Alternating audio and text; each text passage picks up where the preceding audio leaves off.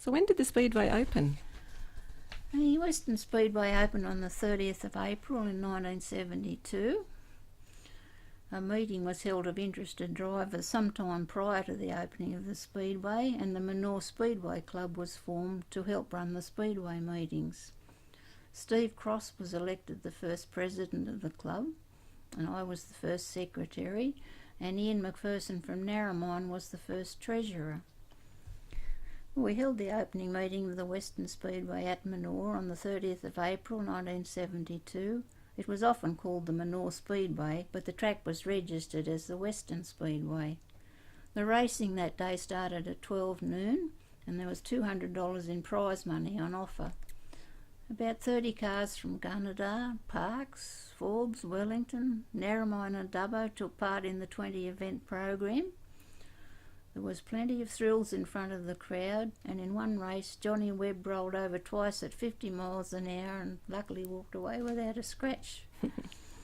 The Western Speedway program for the 30th of April 1972 recorded that Ralph Mann was the chief steward, Ted Holsgrove and Gary Taylor were the flag marshals, Steve Cross, Pat Tinson and Toby Daniels were the pit gate marshals, Ross Allen was the commentator, and Richard Kirkby was the timekeeper.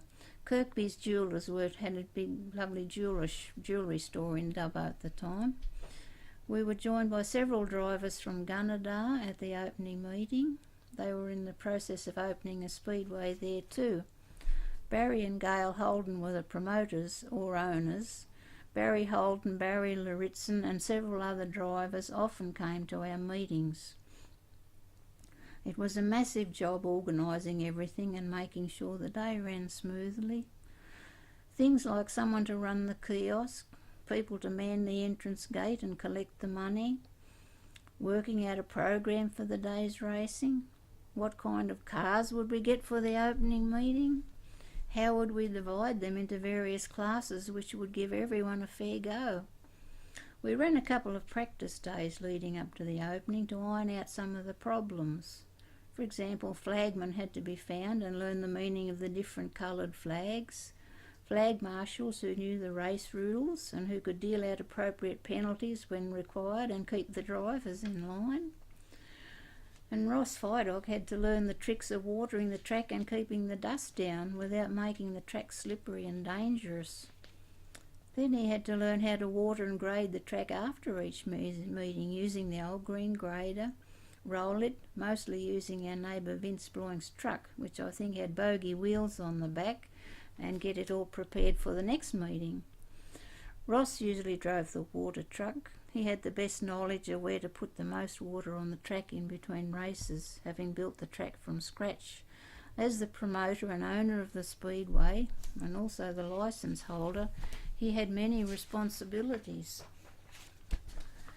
We decided to use the flag colour system of the production sedans at Liverpool Speedway. CAMS and some other racing organisations had a different flag colour system. I made the flags on the sewing machine and Ross attached them to the flag sticks. They were quite big. The checkered one was the hardest. I had to cut black and white squares and sew them all together. We found that Mr. Albert Palm had a PA system he hired out. Albert was great. He used to bring his PA out and he would help with lap scoring or any way he could. His daughter Kerry used to come and help out too, and she often helped me with the lap scoring up in the tower. We inquired about a commentator for the opening meeting and someone suggested Ross Allen, a school teacher from Merrygon. He was just magic at behind the microphone and really brought the scene on meeting days to life.